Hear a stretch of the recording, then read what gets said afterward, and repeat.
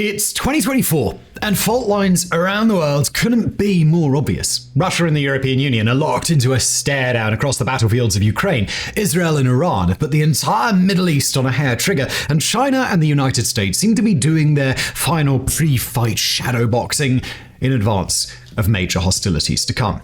It's a difficult world to understand on an individual level and a deeply complex place for any nation to try and navigate. Now here at Orographics feel that sometimes you guys summarize it best in the comments, that sometimes it feels as if the entire world is on the precipice of war. But there's a disruptive force at work in geopolitics, and one that's beginning to punch way above its own weight, and that's South Korea.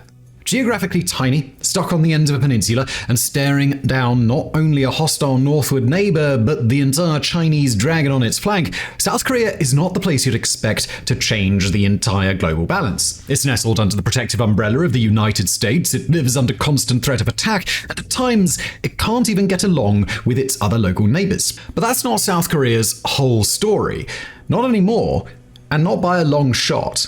So in today's episode of Warographics, we're going to take a deep dive into the changing nature of South Korea, its growing role as a leader among the world's regional powers, its increasing military strength and prowess, and its potential to be the linchpin that brings NATO, the United States, and the nations of the Pacific Rim into perfect harmony.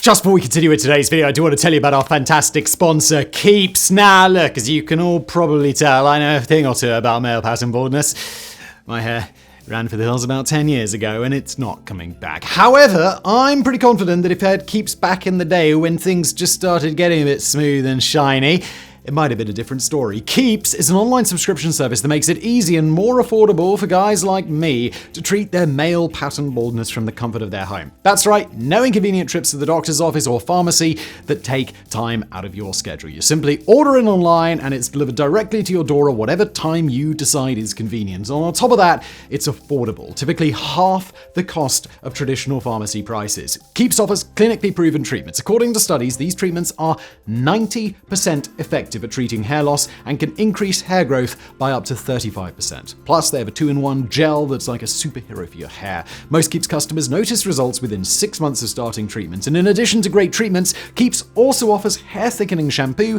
conditioner, and styling pomade. So not only can they help stop your hair loss, but they can make your hair look awesome. All things that I wish I could do. I wish Keeps had been around 10 years ago because, yeah. To date, Keeps have helped nearly 1 million men keep their hair with over 4,500 5-star reviews from satisfied customers. Plus, the delivery arrives, it's non-branded, so discretion is the name of the game here. No need to be embarrassed.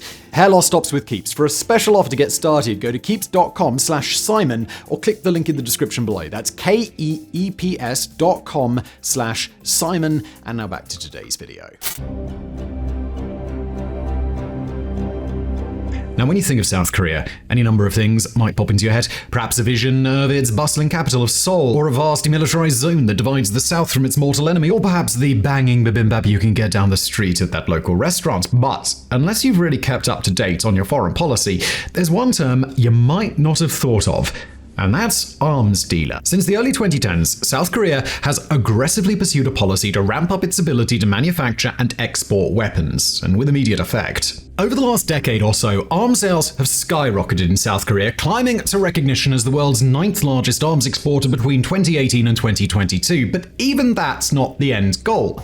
According to President Yoon, South Korea aims to be in the top 4 global arms suppliers in the next few years, alongside Russia, France, and the United States. And the arms supply progress that South Korea has made during the Yoon administration has been exponential. In 2021, before Yoon's term began, South Korea made $7.25 billion US in defense exports. In 2022, when Yoon spent most of the year in office, that number more than doubled to $17.3 billion US. And in 2023, South Korea nearly beat that number with a single deal, a package worth $13.7 billion for Poland, which in its own right has become the fastest expanding military power in all of Europe. Add to that a highly lucrative deal to sell fighter planes to Malaysia, a massive purchase of infantry fighting vehicles by Australia, and a pending deal to provide comprehensive air defense support for Saudi Arabia, on top of what South Korea already sells in the average year. And while 2023 is likely to be remembered as a banner year for the South, even compared to 2022, South Korea's rise as an arms supplier has come simultaneously to its expansion of defense ties with the United States, including a direct effort by the US to acknowledge what South Korea has long considered an open question: whether the US is really willing and able to defend South Korea against the North's potential use of nuclear weapons. The North's advances in missile technology and its threats to use tactical warheads have made it more important to figure out whether the US actually plans to defend the South. That concern is further amplified as South Korea has watched the US, the European Union, and Russia all perform below expectations when it comes to protecting their foreign partners in the last several years. In response, South Korea and the United States recently issued their shared Washington Declaration, which will provide a NATO-style nuclear joint response model to deal with threats from the North. This had previously been conspicuously absent in the US's defense agreements with South Korea, which allow everyday collaboration against conventional attack, but not nuclear.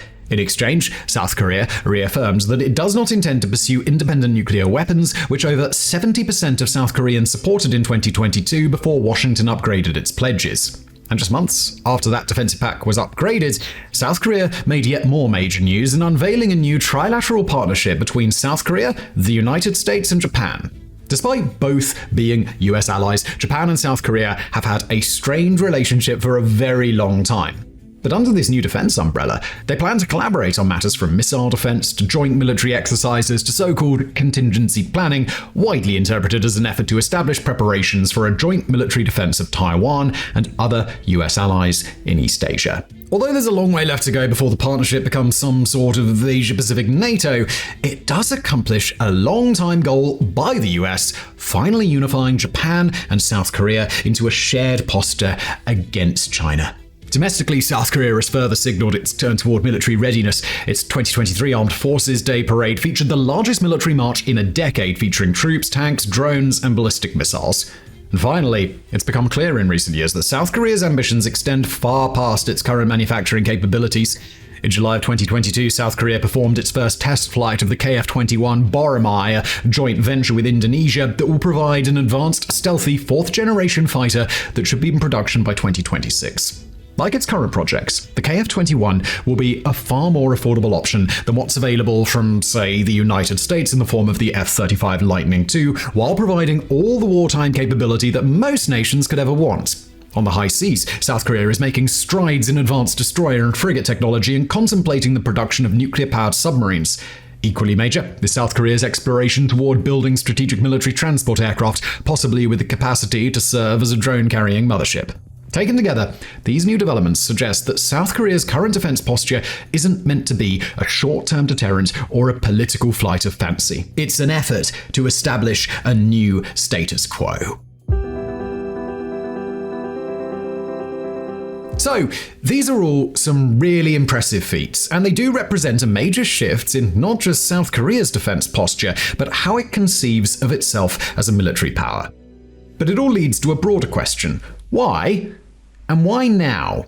The main reason, as the title of this video may suggest, seems to be a matter of what South Korea believes is on the horizon. As Kim Jae-yop, senior researcher of the Sung-Kyon Institute for Global Strategy, put it when speaking with Breaking Defense to quote, "Surrounded by hostile and formidable military powers like North Korea, China, and Japan, South Korea is required to maintain an indomitable defense posture."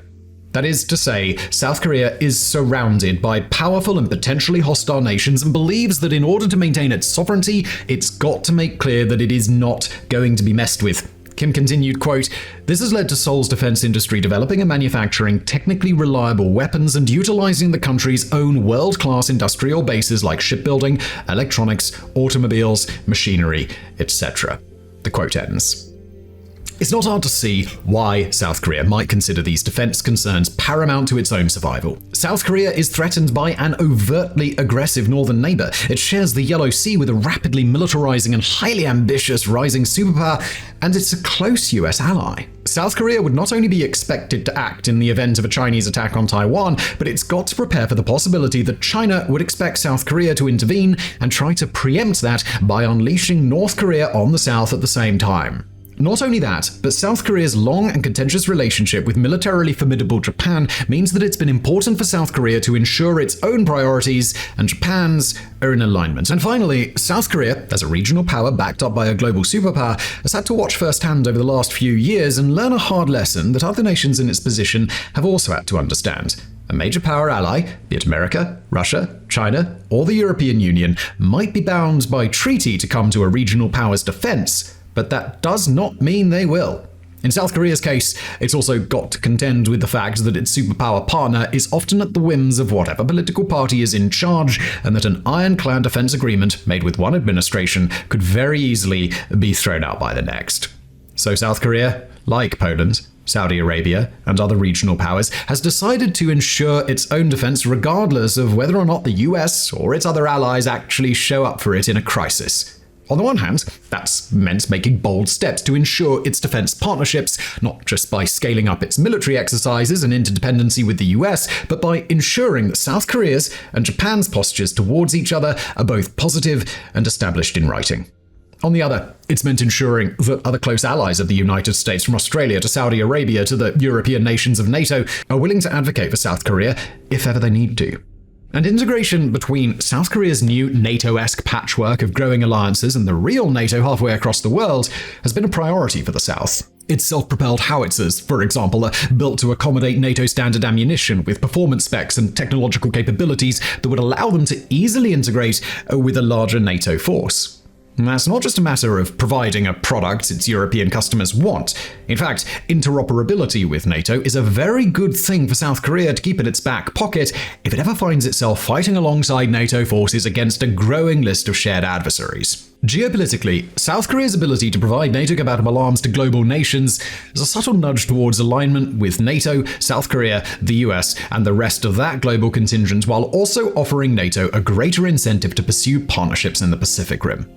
Then there's the question of military production. South Korea is very, very good at manufacturing, with many of the nation's manufacturers doing double duty in the civilian and military sectors. Take, for example, Hyundai, who make everything from modest four-door sedans to the K1A1 main battle tank. What that means is that South Korea's manufacturers have not just the experience, but also the production capacity to switch into arms manufacturing on short notice. That's given South Korea an exceptional ability to deliver heavy weapons to partner nations quickly. In Poland, the first batch of 10 K2 tanks and 24 K9 self-propelled howitzers arrived just 4 months after Poland finalized its purchase with South Korea, and it got its first Fa-50 fighter aircraft after just 10 months. That is a very rare feat among global arms suppliers. Just take Germany, who finalized a contract to deliver 44 Leopard tanks to Hungary in 2018, but only deliver the first unit in August of 2023. But this ability to produce mass amounts of weaponry on short notice isn't just good for exports. Those South Korean production lines are producing South Korean weapons, ones that South Korea's own military is adept at using. In advance of a hypothetical attack, either by North Korea against the South or by China against Taiwan, the hardware coming off of the production lines can very easily be kept for South Korea's own use, the process that only gets easier if those same manufacturers are already filling foreign contracts. In fact, South Korea appears to be highly confident in its ability to rapidly produce its own new hardware, as evidenced by the fact that the South Korean government will frequently postpone its own weapons orders so that the manufacturing industry can build more products for export. Put simply, that is not something a nation does when it's surrounded by hostile neighbors. South Korea's willingness to take the risk anyway is a clear indicator that the country believes it could make up a domestic shortfall in record time. The South Korean military is already quite robust. It's got well over 1,000 modern main battle tanks, over 10,000 armored cars, several thousand self-propelled howitzers, robust air defense capabilities, including 8 Patriot missile batteries, several hundred 4th and 5th generation fighter jets, and a sophisticated fleet that's well on its way to becoming a true blue water navy. The country's policy of mandatory military service ensures that it can leverage several million reservists, and from a cultural perspective, large swaths of South Korea's population are more than willing to fight in defense of their own sovereignty. But in advance of a war with China, or more likely, a two-pronged effort to intervene against a Chinese invasion of Taiwan while also repelling an assault by North Korea, the ability to absorb and replenish combat losses matters just as much as the will to show up.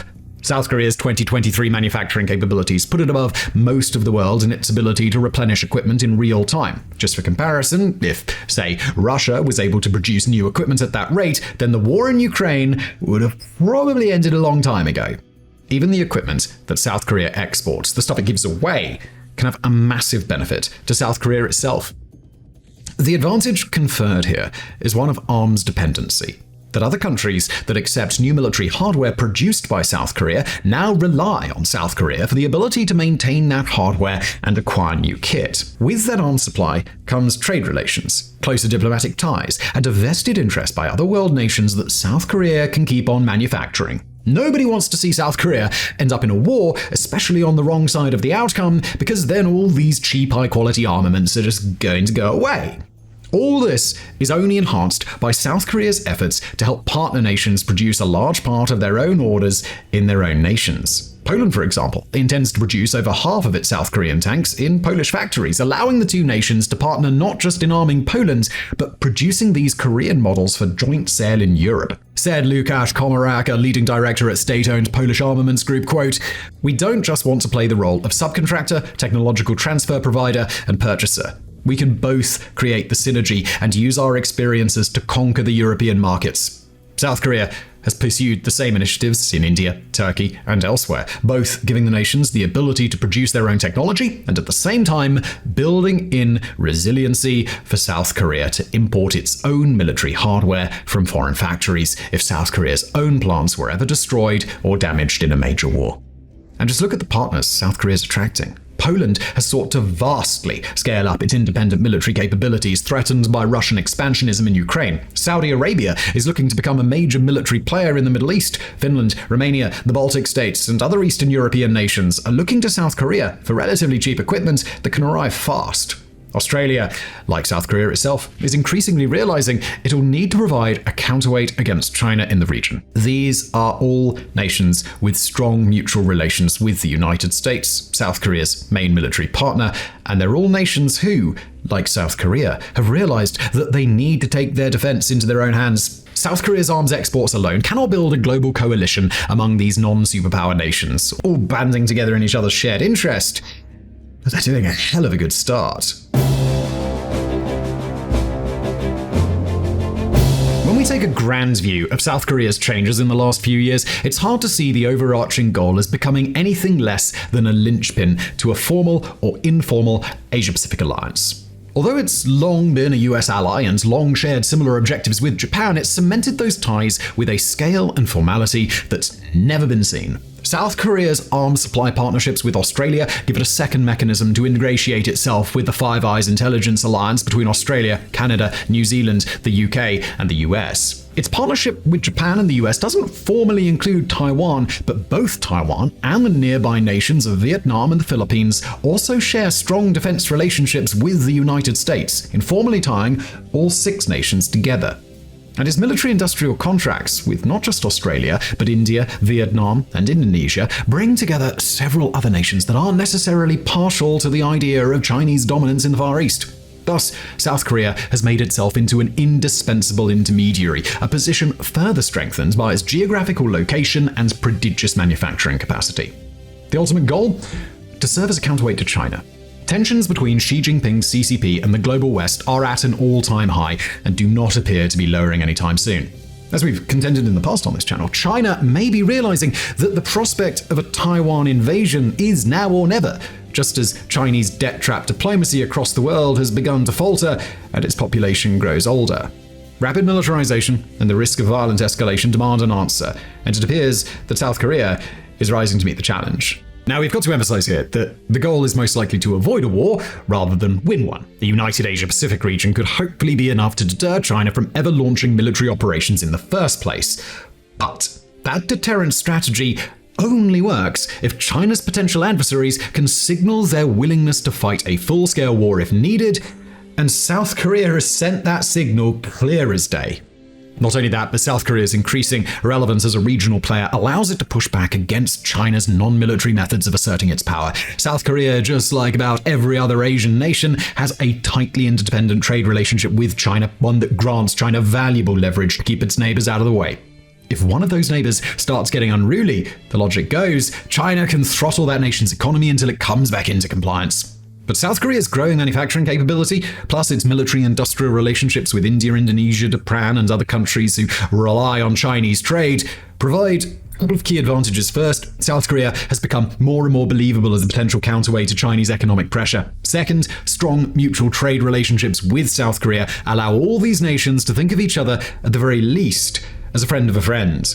When it comes to the very real implications of fighting a trade war, that means that these nations can more easily band together and resist economic pressure from China, coordinating with each other through South Korea.